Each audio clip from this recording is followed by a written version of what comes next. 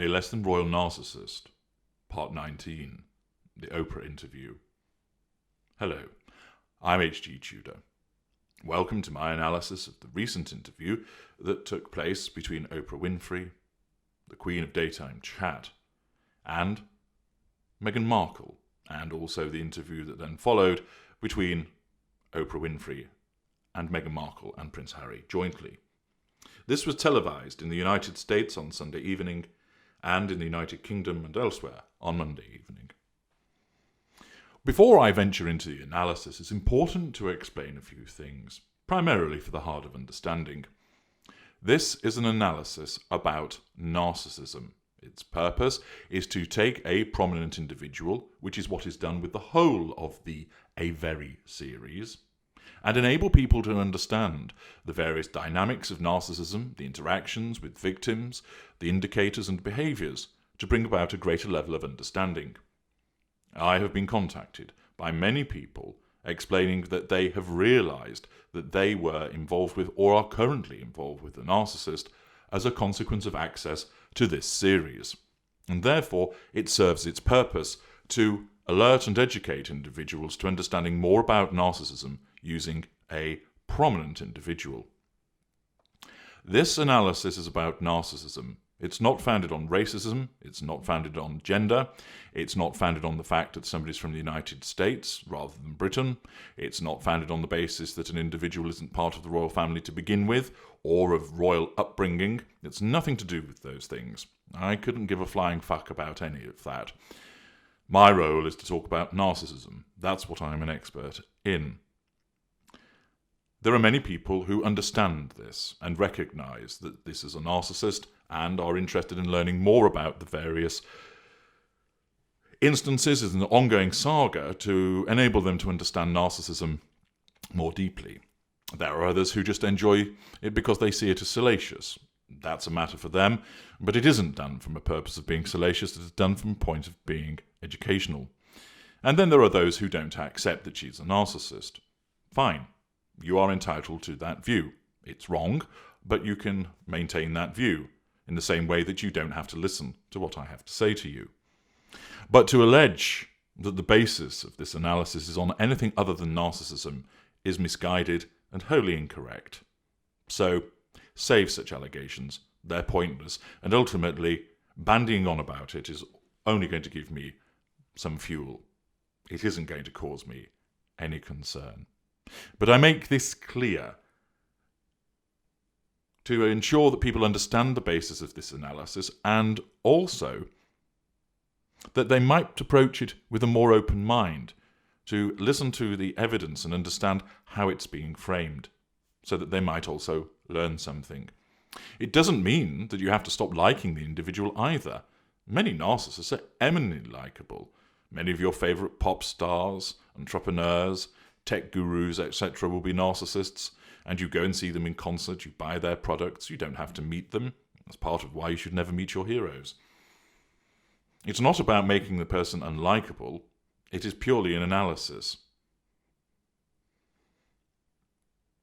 It's important to understand that this analysis has been conducted previously in various parts of this series because people want to listen to it. And there are other individuals who've been put under the scrutiny of the Tudor scope, who are white, male, female. So go and listen to those. For instance, about Harvey Weinstein, Kevin Spacey, Donald Trump, Taylor Swift, Shia LaBeouf, Shane Dawson, to name but a few. And then you will see that this isn't a prejudice attack upon an individual, but rather an analysis like all of the other ones are. It's also important to understand that having established that the individual concerned is a narcissist, that all of the behaviours are looked at through the prism of the narcissism.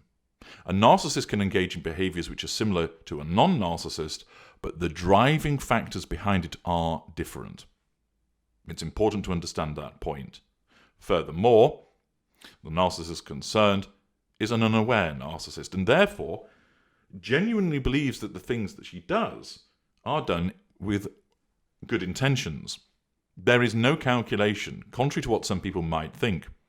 The individual does not think, I know, I'm going to tell a lie here, or I'm going to engage in a pity play. The narcissism blinds the individual to that, as it does with most. It's important to remember that this is not a calculated approach at all. The ongoing saga has provided many opportunities to provide insight and has been covered in earlier parts. The reason that had been given for Meghan Markle and Prince Harry stepping back from royal duties and moving away from the United Kingdom has primarily been the behaviour of the media and allegations of racist and unpleasant behaviour towards Meghan Markle primarily. This requires additional comment. What was the step of standing back? Well, yes, it was driven by the excessive media scrutiny. And yes, both Miss Markle and Prince Harry regard it as unfair, intrusive, and in some instances, racist. But the real reason behind it, from the point of Meghan Markle, although she doesn't realise this, is that this press scrutiny threatened her control, both in terms of general comment about her, general criticisms about her, and indeed where racist allegations were made. Now, such allegations are wholly inappropriate, but the point remains that no matter what the allegations were, where they were critical in some form or other, that amounts to a threat to the unconscious need for control that Miss Markle has. And therefore, although she does not realise this, her response of bringing about the stepping back served two purposes. The first, it amounts to a silent treatment being given to her detractors, namely, I am no longer going to listen to you, therefore you can't control me. And it allows the isolation of Prince Harry as her intimate partner primary source. He is the main provider of the prime aims: fuel, control, character traits, and residual benefits. Those are the things that a narcissist needs. And again, she isn't aware of this, but her unconscious narcissism drives this behaviour. She honestly believes that the step back is being done to remove them from the media scrutiny. And it cannot be denied that that scrutiny took place. And it cannot be denied that in certain instances it was intrusive and excessive. But it is important to understand that the real reason why this step was taken, viewed through the prism of narcissism, was to assert control over those detractors by utilising the third assertion of control, withdrawal, i.e. giving them in effect a silent treatment, and in so doing, pull Prince Harry away from the United Kingdom, away from perceived interfering influences of the inherent need to control him as the prime provider of the prime aims.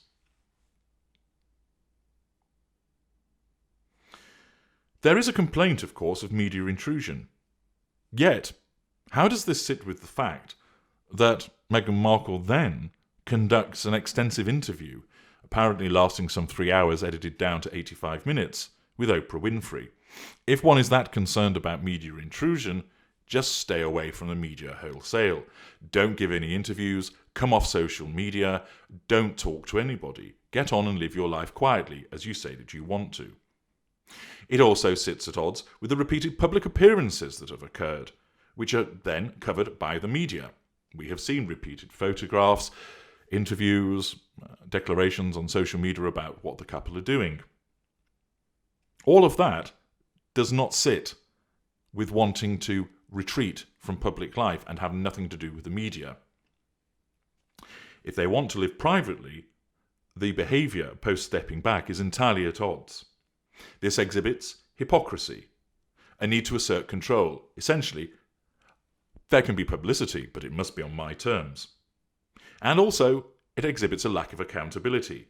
I will take the upside, but I'm not going to take the downside that comes with it. Well, that is the price of fame. It's also the case that they seem to conveniently forget that when you are famous, you are scrutinised by the media. And if you court the media, then the scrutiny will be even more so. And moreover, they are not the only royals to face extensive press scrutiny.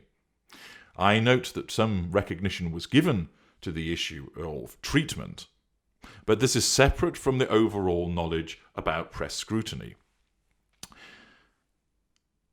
To suggest that one didn't know what one was walking into with regard to this doesn't stand up, and I shall be returning to that presently. This isn't to say that the press treatment of such individuals is right, far from it, but it goes with the territory. Doesn't make it right, but it is what happens, and they are not the only ones. Let's take a quick journey through some other royal individuals who've suffered a similar experience, and you can see that the treatment of Meghan Markle and Prince Harry is not special. They've not been singled out. But to think that they have evidences grandiosity. Sarah Ferguson, she was exposed with the pictures of her having her toes sucked. An embarrassing and humiliating manner. She has had her money problems exposed, her divorce from Prince Andrew. She was lambasted for being a freeloader, repeatedly going on skiing trips and living the high life at taxpayers' expense. She was also exposed for offering an undercover journalist access to her husband for cash.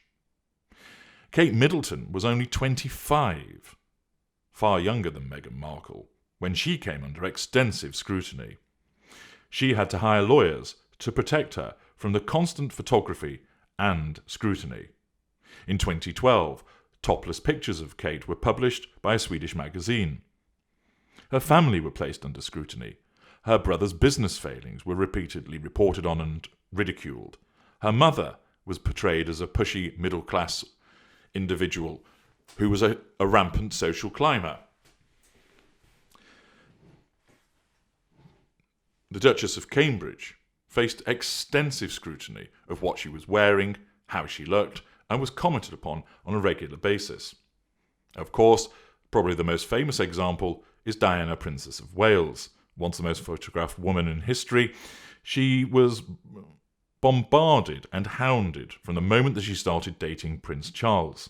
And indeed, her fatal car accident occurred, in part, in trying to outrun the paparazzi. Her every move and word was subject to press coverage.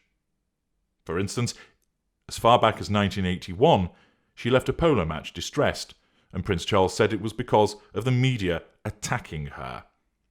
There were reports of her apparently falling downstairs when she was pregnant. And in 1982, there were pictures of her in a bikini as she suffered press intrusion. There were the Squidgygate tapes, which were plastered all over the media.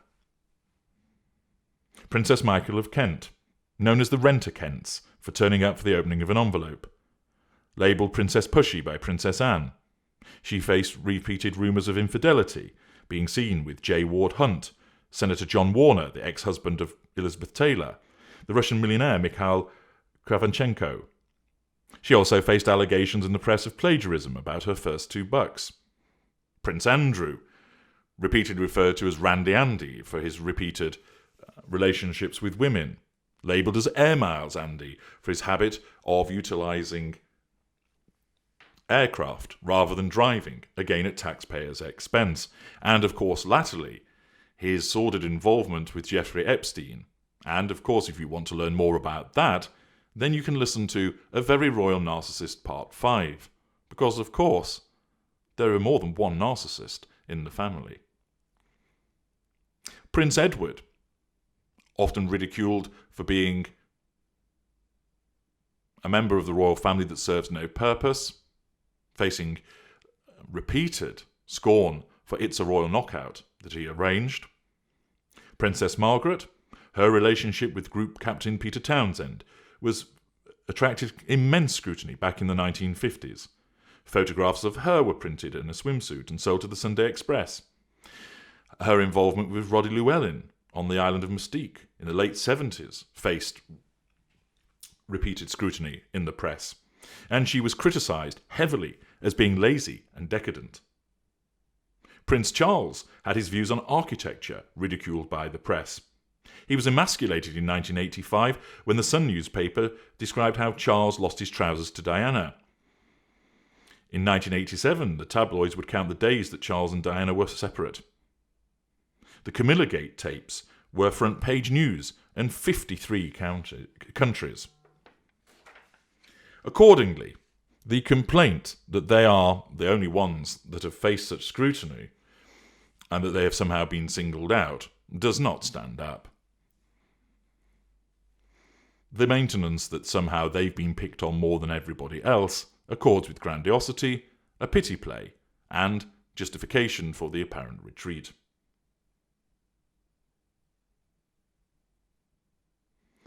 In the interview, Meghan Markle sought to distinguish the difference between rude treatment and racist treatment, saying they are not the same. No, they are not the same. But whilst there have been racist comments, which are wrong, much of the adverse commentary is nothing to do with racism and is based on the behaviour. But Meghan Markle can't see this, as her narcissism blinds her to this, and if she were to make such an admission with regard to her behaviour, this would threaten control. And therefore, rather than identify that there might be something in the behaviours that have been commented on, it's far easier to lump everything together and describe that the treatment is all born out of racism rather than anything else. The unfortunate thing of doing this is that it actually undermines instances where she has been the victim of clearly racist behaviour, which is inappropriate. And instead, by maintaining that there is this racist agenda against her, this stretches credibility and undermines genuine instances of where it has occurred. Turning to the interview, it is an expansive interview with much that can be gathered from it, and to scrutinise each and every point would lead to an extremely long video, and there's plenty to get through that I have pulled out from the interview and analysed for your further information and education. What I have done is pick up on the main points to enable you to see how this is portrayed through the lens of narcissism. It's interesting to note that the Duchess was interviewed before Prince Harry joined in. Why not start together? But no, she has to go first because in her world she's the most important. This demonstrates grandiosity and the need to assert control. Throughout the interview, there were repeated pregnant pauses, both literal and metaphoric, before answering Oprah Winfrey's most challenging questions. There was the misting of the eyes. There were mid-distance stares. All of this is part of the narcissism manifesting itself through dramatisation and the need to assert control not only over Oprah Winfrey as the non-intimate secondary source interviewer, but over the millions, tens of millions, watching the interview as tertiary sources. Meghan Markle talked over and interrupted Harry on a number of occasions. This, of course, somehow contrasts with her portrayal as a vulnerable individual. At times, she was forthright. And, of course, this demonstrates the compartmentalisation and hypocrisy that occurs, and also the sense of entitlement to interrupt and talk over another individual. It is also a manifestation of the need to assert control. Now, it's important to understand that all of the things that are said, Meghan Markle has a belief in them. She doesn't sit there knowing that she's making it up, or she doesn't know that she's saying it for reasons other than she believes that she's been hard done to and that these are things that need to be aired. She is unaware of the impact that her narcissism has upon her.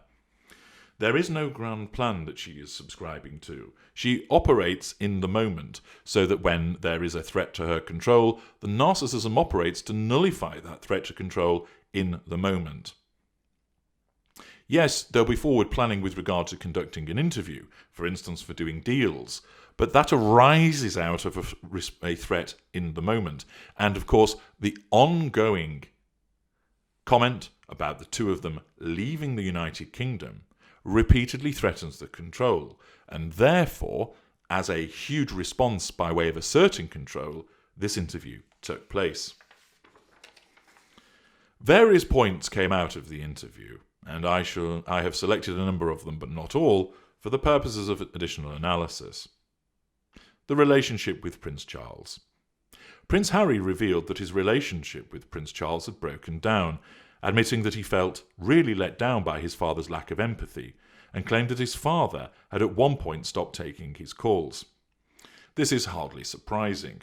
Prince Charles is a narcissist, and therefore we have an early introduction of another narcissist who is demonstrating the assertion of control over his son by the imposition of a silent treatment, a lack of emotional empathy. And this amounts to the assertion of control. Prince Harry said that Prince Charles and William, the Duke of Cambridge, were trapped in the royal family. He said of his father, "There's a lot to work through there. I feel really let down." And indeed he does. Operating through the lens of emotional empathy, he is hurt by his father's treatment. And he has a genuine held belief that his wife has been very unfairly treated by his extended family. He believes this because of the narrative that he has been fed, and, of course, the constant reinforcement of that by the behaviour of Meghan Markle, as she asserts control over Harry. Harry stated, "I will continue to make it one of my priorities to try and heal that relationship, but they only know what they know." At that point, Meghan Markle interjected, "or what they're told." Her interjection shows the assertion of control and smearing. Prince Harry spoke about his brother, stating, "I love William to bits. He's my brother. We've been through hell together, but we're on different paths." This is the acknowledgement of a victim that he is moving in a different direction to someone that he was once close to. And those of you familiar with the narcissistic dynamic will have experienced instances whereby the narcissist has isolated you from friends, loved ones, family. This is done because the narcissist instinctively recognizes those individuals as a threat to the narcissist's control over the intimate partner primary source, in this case, Prince Harry. Prince Harry cannot see that he has been isolated. His emotional thinking caused by his addiction to the narcissist means that he is unable to see what is happening here. He, operating through his emotional empathy, which has been corrupted by his emotional thinking, wants to protect his wife and his son. Laudable sentiments and demonstrative of his emotional empathy. That can be seen because he isn't a narcissist, and therefore his drivers for his behaviour are founded in emotional empathy, not narcissism. Financial cut-off.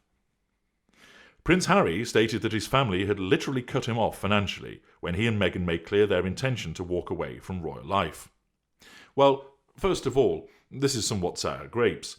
They're both adults and multimillionaires. They're in a far better position than anybody else who might be cut off. Furthermore, do they seriously expect the royal family to always be supporting them? And moreover, do they expect the royal family to always support them even when they no longer wish to be a part of it? From Prince Harry, this does demonstrate a sense of entitlement and hypocrisy. He will have narcissistic traits but isn't a narcissist. And his view in this way about complaining about being cut off and about other treatments is as a consequence of the erosion of emotional empathy on his part as the perceived injustices.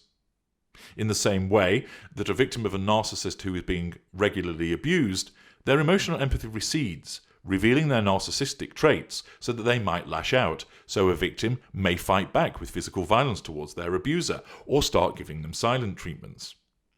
Prince Harry is no saint, and he's not the brightest tool and the brightest individual. And as a consequence, not only does his emotional thinking obscure what's going on so he can't see it, he is often prone to crass behaviours himself. Meghan Markle's response with regard to the complaint about the financial cut-off is also born out of her sense of entitlement and hypocrisy, driven by the narcissistic traits as part of her narcissism. Kate made you cry.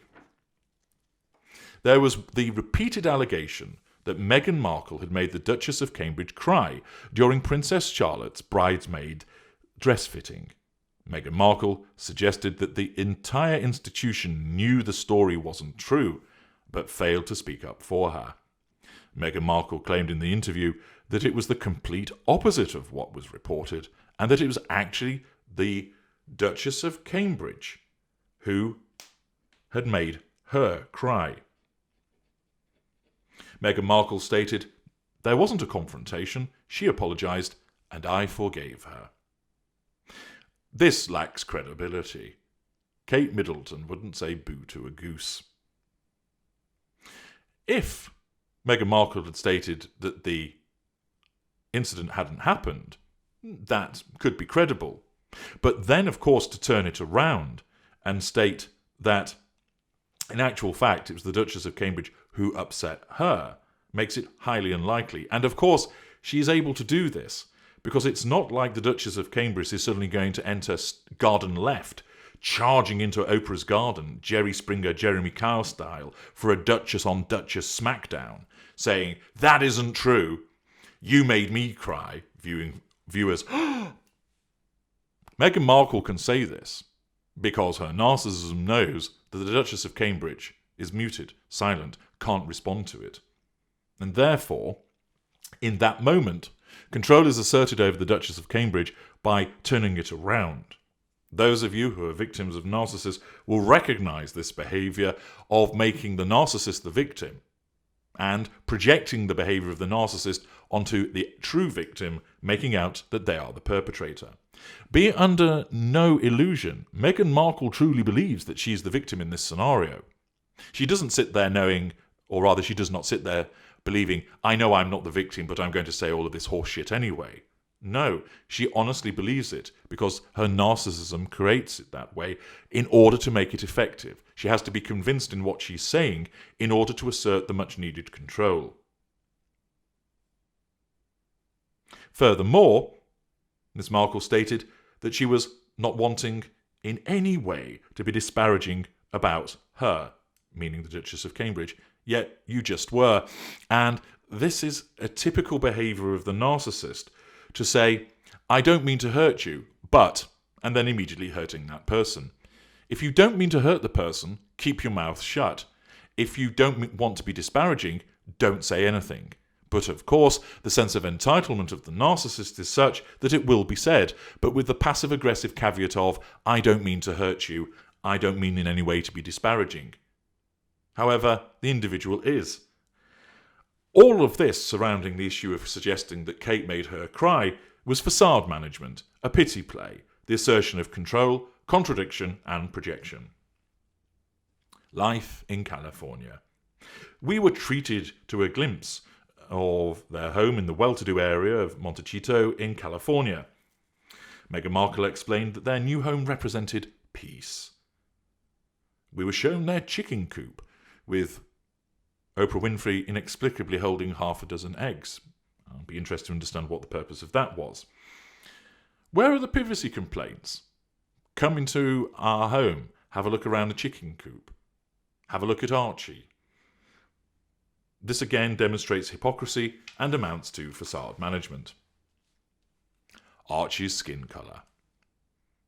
Probably the biggest bombshell of the interview was the fact that Meghan Markle stated there were several conversations between an unnamed member of the royal family and Prince Harry about Archie's skin tone and what that would mean or look like.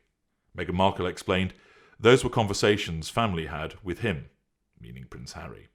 She said they didn't want him, Archie, to be a prince or princess, not knowing what the gender would be, which would be different from protocol, and that he wasn't going to receive security. Meghan Markle stated, "This was relayed to me from Harry. Those were conversations the family had with them." Meghan Markle acknowledged that if she revealed who was involved in such talks, it would be very damaging to them. Of course, there is the suggestion that such comments were not made, and that is a possibility. However, I do believe that these comments were actually made and these conversations took place. It's not difficult to envisage that at least one narcissist, if not others in the royal family, would have made such a comment. And such a comment is, of course, plainly wrong. However, this disclosure demonstrates a number of things. First of all, a sense of entitlement. Yes, whilst what is said is inappropriate, because you maintain that you want privacy, why not keep quiet about it and deal with it in a different way?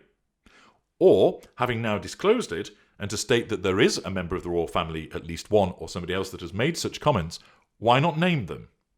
Why not expose who this individual is? The reason for this is the mid-range narcissist's use of threat. Narcissists utilize threat, and mid-rangers utilize it extremely extensively as a method of controlling their victims. It's very useful. The reason for it is that it's easy to use. You can just say something. And the power of it is in the maintenance of the threat rather than its execution. So, for example, a narcissist might say to you, if you don't do this, I'll put those pictures of you diddling yourself on porn sites. Put them on the internet. And that threat is used to control the victim. If the narcissist were to execute that threat, of course that wouldn't be very pleasant for the victim, but the power is now gone. It's been executed.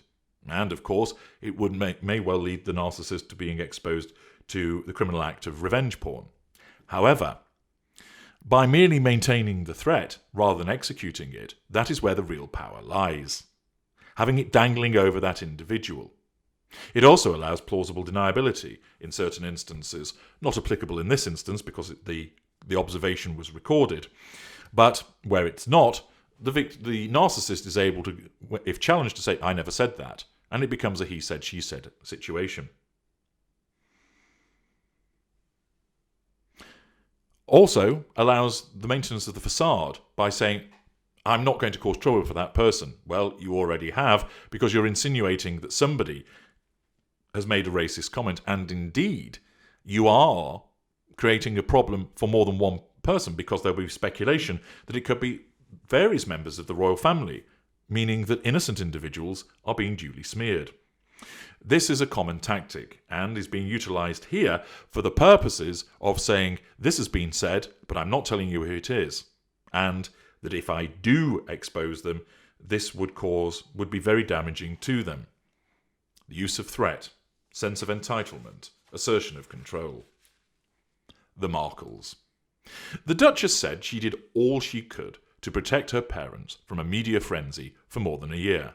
Grandiosity, false compassion, facade management. She was asked if she considered it a betrayal when she discovered that her father, Thomas Markle, was working with the tabloids. Miss Markle stated, I'm just trying to decide if I'm comfortable even talking about that. I'm sure you actually are, seeing as you've proven to be entirely comfortable with laying bare so many other aspects of your life and the lives of others to a television audience around the globe. Again, such a comment exhibits contradiction, facade management, and is a pity play. Lack of support.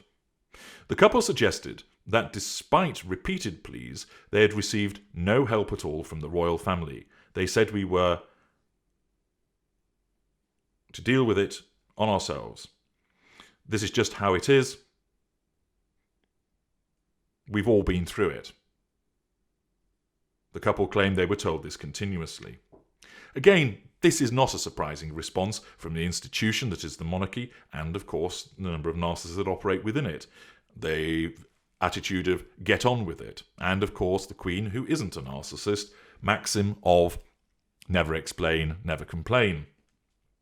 So such a disclosure that they came up against this lack of help is unsurprising. However, to detail it again by Miss Markle, because of her narcissism, is a pity play and amounts to smearing, all part of the assertion of control. And it's worth pointing out, if the situation with the royal family is that bad, if this institution is racist, unpleasant, demeaning, and unhelpful, then why haven't they given up their HRH titles and the Duchy of Sussex forthwith? If they really want the quiet life and no association with this archaic, racist, unpleasant institution, why not sever all ties? Well, of course not, because there's a living to be earned from the connection, and this exhibits hypocrisy and a sense of entitlement. The couple never read their press, apparently, and yet complain of being mercilessly roasted by the press. Well, which is it? Contradiction, assertion of control. The royal family were described as very welcoming, and then all of a sudden They are not. There is a swift shift from white to black. Those familiar with narcissism who've experienced this idealization and then moving to devaluation will feel a sense of recognition at being described in such terms. The royal family were all marvellous and wonderful. Is it really the case that in the blinking of an eye they all became wholly unpleasant and helpful? Of course not. But this is the black and white thinking of the narcissist, and also evidences contradiction. We were told that the most important title to Meghan is Mum. Very endearing. Yet she wanted her son to be a prince, and yet she allowed it to be widely briefed that he be called Master Mountbatten Windsor, so he could live like a private citizen. So which one is it? Grandiosity, false compassion, hypocrisy.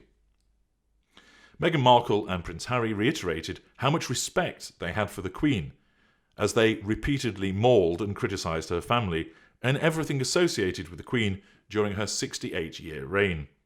It's akin to saying, I don't want to hurt you, but, and goes back to the earlier point I made about not wanting to be disparaging. If you want to respect the Queen, keep your mouth shut. This again exhibits a sense of entitlement, hypocrisy, and compartmentalisation. Or say what you have to say in terms of your criticisms, but then don't try and rein back from it by saying, oh, I've punched you in the face, but I really like you. If you're going to do these things because you believe that you're entitled to do so, then fair enough. But then don't try and say that you're trying to respect people when clearly you're not. The multimillionaires were forced to sign deals with Netflix and Spotify because they had no money, yet Prince Harry was left £6.5 million by his mother Diana and inherited around £10 million on his 30th birthday. Plus, he's had financial support from Prince Charles. Therefore, it stretches credibility to suggest that they were forced to sign these deals because of impecunity. Contradiction, sense of entitlement, pity play. Meghan stated that she went into the royal family so naively she didn't realise that she had to courtesy to the Queen.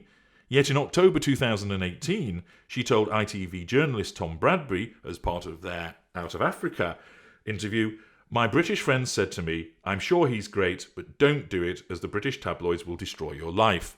So she had an awareness, as her friends had explained to her, that there may well be difficulties in joining the royal family, and it beggars belief to believe that she didn't look up anything about the royal family, didn't know anything about the royal family before joining them. Yes, it's conceivable that she would not be prepared for the culture shock between being an American actress and joining the royal family. Even somebody who's grown up in Britain would find it a culture shock. For instance, ask Kate Middleton. But people would have an awareness of what is involved. They might not know the full extent, but to suggest that she knew nothing stretches credibility and demonstrates a revision of history, compartmentalisation, pity play, and feigned ignorance, all part of the assertion of control. The complaints about the invasion of privacy, yet we were shown inspection of Archie's Chick Inn, and they announced the gender of their to-be-born daughter. Whilst congratulations is in order with regard to that, of course, happy news, the fact of revealing your child's gender on primetime television also demonstrates hypocrisy, compartmentalisation, and the assertion of control.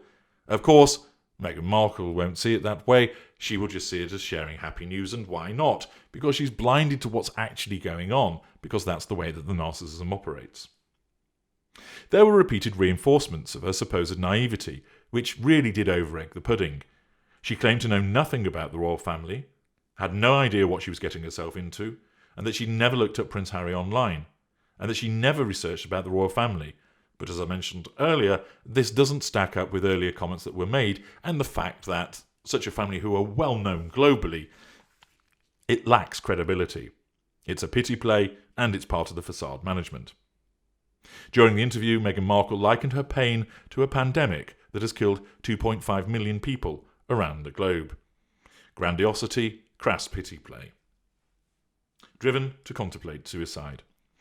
Meghan Markle stated, I just didn't want to be alive anymore.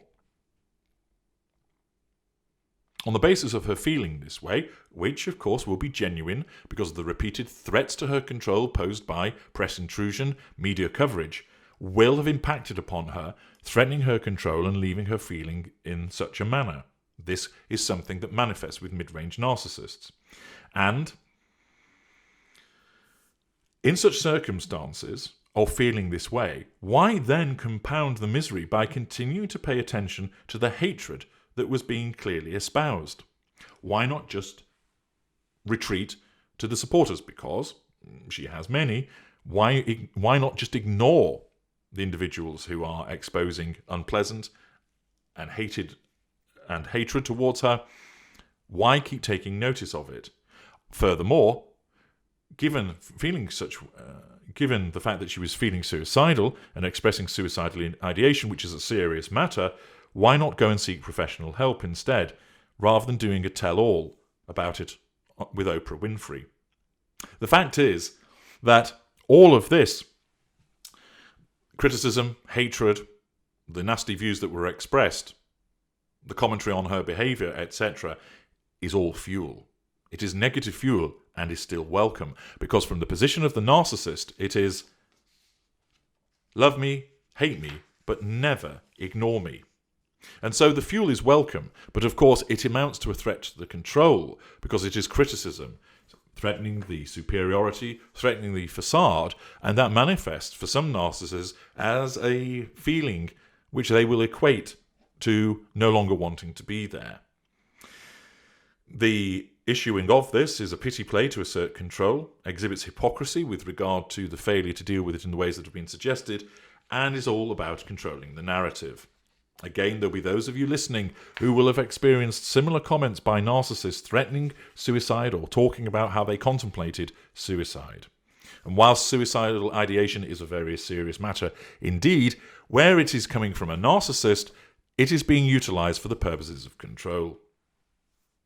Prince Harry explained, for me, I'm just really relieved and happy to be sitting here talking to you with my wife, because I can't imagine what it must have been like for her going through this process by herself all those years ago, when talking about his mother. My biggest concern was history repeating itself. This evidences Prince Harry's empathy for his wife. He sees the way that she's feeling as a consequence of these repeated threats to her control, although he doesn't know what's really going on. And understandably, this concerns him. And, of course, what happened to his mother will always loom large in his mind. And this, of course, has been exploited as a vulnerability of his by the narcissist for the purposes of control. Doubtless, he will have been repeatedly reminded of what happened to his mother, and that will have been exploited for the purposes of controlling him and removing him from the toxic influences, the interfering influences of the British royal family and the British media and the British public and the wider public that were criticising Meghan Markle. The narcissist will commandeer such things for the purposes of asserting control, and this is what has been done. It allows the assertion of control, it is utilised as a pity play, it is triangulation, and it carries with it plausibility, and all enables Meghan Markle to not only control Prince Harry as the intimate partner primary source, but also allows the control to be asserted over the wider range of detractors. Racism prevented Archie from being a prince. Meghan Markle suggested that it was racism that prevented Archie from becoming a prince. This is incorrect. The grandchildren of the monarch no longer have the automatic title of prince or princess, as demonstrated by the children of Princess Anne and Prince Edward. Of course, many people watching and listening to that comment won't understand the minutiae of royal protocol, and it might well be the case that Meghan Markle doesn't either, although I suspect that it will have been explained to her that is the case. And therefore, to attribute the decision to racism is misguided.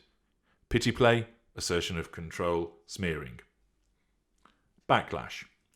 Meghan Markle was asked if she feared a backlash for her revelations and replied, "I'm not going to live my life in fear. I grieve a lot. I've lost my father. I've lost a baby. I nearly lost my name, but I'm still standing. You've also gained a royal husband, millions in the bank, worldwide fame, access to the rich and famous and the powerful, a platform on which you enjoy making repeated pronouncements. Pity play, facade management. Miss Markle also compared herself to the Little Mermaid, a Disney character who married a prince, then lost her voice, but got it back. Character trait acquisition, grandiosity, facade management, pity play. It's quite clear that Rapunzel is Meghan Markle, or rather Meghan Markle sees herself as Rapunzel trapped in some kind of tower, because apparently she was only able to leave the house, as she explained, twice in 4 months. I find that rather hard to believe, and amounts to a lie, a pity play, and grandiosity. There's much more that comes from the interview, but those are, if you will, the choicest parts, which demonstrate the relevant narcissistic indicators, the aspects of the narcissistic dynamic, to enable you to understand what this interview was really doing. The interview was all part of the assertion of control and the drawing of fuel, two of the chief aims. There'll also be a residual benefit. There may well have been a payment made for it, or it will prove the platform for further commercial ventures by the garnering of sympathy and the increased prominence. There is also the residual benefit of maintaining the facade. It's very clear that this interview has landed a significant blow on the British monarchy. How it will respond will be interesting. But what this interview does is that it's continued to exhibit the narcissistic behaviour of Meghan Markle, which of course she is completely oblivious to by virtue of the type of narcissist that she is. It exemplifies the various assertions of control throughout, the repeated pity plays, the hypocrisy, the contradictory behaviour, the sense of entitlement, the assertion of control through various manipulations both over Prince Harry, Oprah Winfrey, and the larger audience. And it continues to provide a fascinating example of a narcissist in action to enable people to understand what is really going on. Whether you like Miss Markle, or whether you don't like Miss Markle, is ultimately irrelevant, because this is an analysis of what she is. And as I've stated earlier, this may well cause you to dislike what she is. It may well make no difference to you whatsoever in terms of a view about her. The important thing is to understand what is actually occurring and what is driving her behaviours. And in that, the fact that she remains a less than royal narcissist provides a very useful example for people to see narcissism in action in a prominent individual. I'm H.G. Tudor. Thank you for listening.